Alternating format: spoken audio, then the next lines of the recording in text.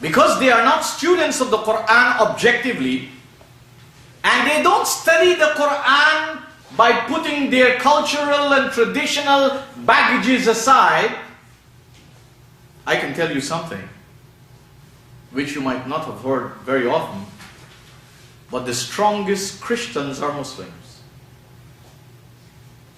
And this has nothing to do with Jesus Christ. Because if you study what is modern Christianity is nothing more than the induction of Pauline philosophy.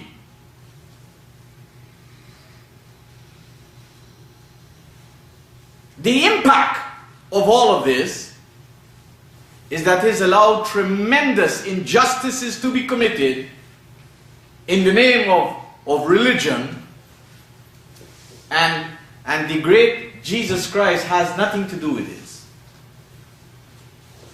If you look at the Muslim world today, you cannot deny that there's lots of turmoil, there's lots of killing, there's the absence on a massive scale of human rights, and many great evils of society exist in those countries. Well, that's normal when people move away from divine guidance. Because especially in the Middle Ages, if you know history, when Christopher Columbus in 1942 sailed with the Pinta de Nina and the Santa Maria to the so-called New World, and they began to explore the world, they were going with the flag of Spain and Portugal, and they were going with the flag of the church side by side. And until now, you can see the effects of imperialism.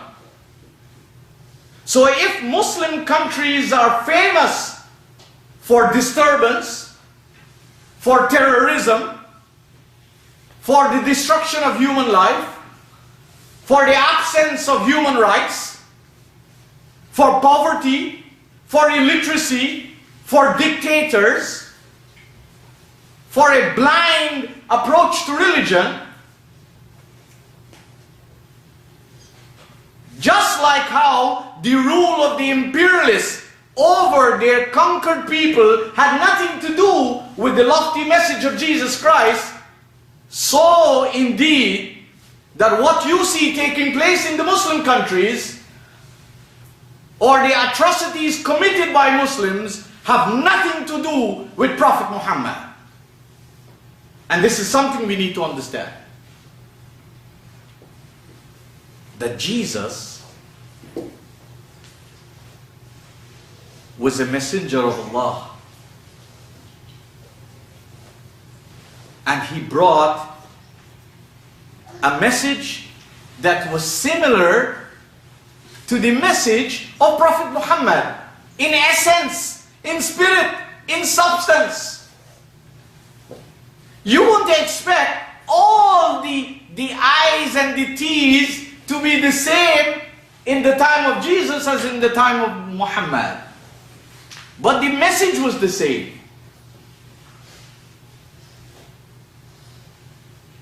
The Qur'an tells us, and this is important for all of us to understand,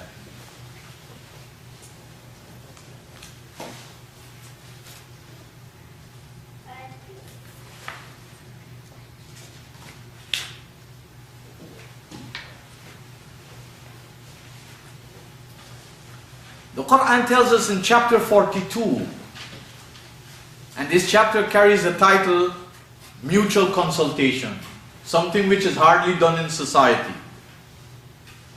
You don't see Muslim consulting. Normally they consult everybody when they want to build a masjid. They consult everybody when they want to build a center. That time they want everybody's money.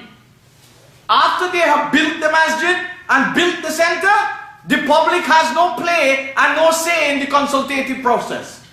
That's a reality. Travel every organization and they're stuck with this sickness.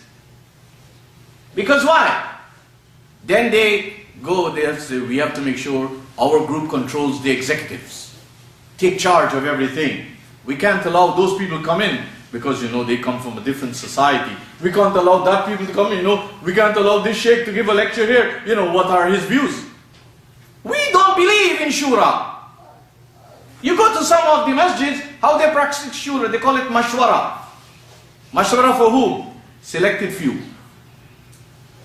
So what you see you and I and our children are fetching, we're part of it. And we'll remain part of it until we put our energies to change it. Otherwise, I'll say to you,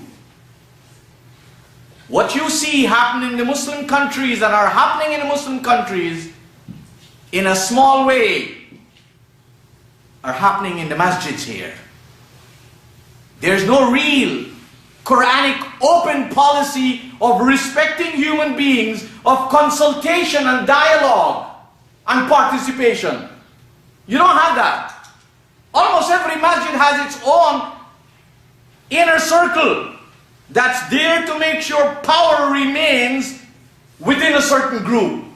If you deny that, you are just being naive. But that's a fact. This does not conform with the message of the Prophet. So chapter 42, verse 13. And I told you this chapter is called Shura. Shura means mutual consultation. Look at the ladies. How many ladies in the world? How many women in the home? How come you don't see women on the executive board of every masjid?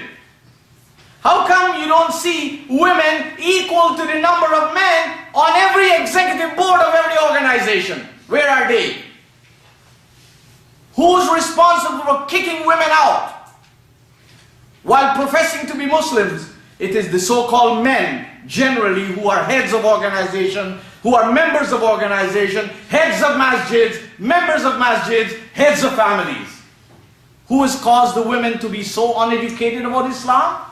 Who has caused our children to be so backward and stupid about Islam? The majority of the men have done this. Because they want women to be stupid and backwards, and they can quote anything to them in the name of hadith or fiqh or fatwa, and they have to buckle down. But this Prophet came with a new world order. As Jesus Christ came with a new world order. And in this chapter 42, verse 13, this nuclear verse is staring you and me in the face. Today there's a lot of talk in Muslim countries to apply the Sharia. And this is not going away. More and more as Muslims become fanatical, cultural and traditional in Canada and North America and Europe and England especially, they're clamoring for Sharia. But like most of them, don't even know what is Sharia. Their Sharia is Arab rule. Their Sharia is Iranian rule. Their Sharia is the way Sharia is practiced in their country. That's their understanding of Sharia. And all of this is totally against the Qur'an. It's totally against the message of Jesus. It's totally against the message of Muhammad. Don't take my word for it. Here's what the Qur'an says. It says, شَرَعَ لَكُم مِّنَ الدِّينِ مَا وَصَّى بِهِ نُوحًا. Now shara means to charge someone with the responsibility to act in a particular direction. The word in Arabic, shari'a, is used to mean a street. A street, or a road, or a path. Something that is made distinct and clear. It has no ambiguity about it. You and I don't have to come and put finishing touches. It's already there. So shara'a lakum من الدين ما وصى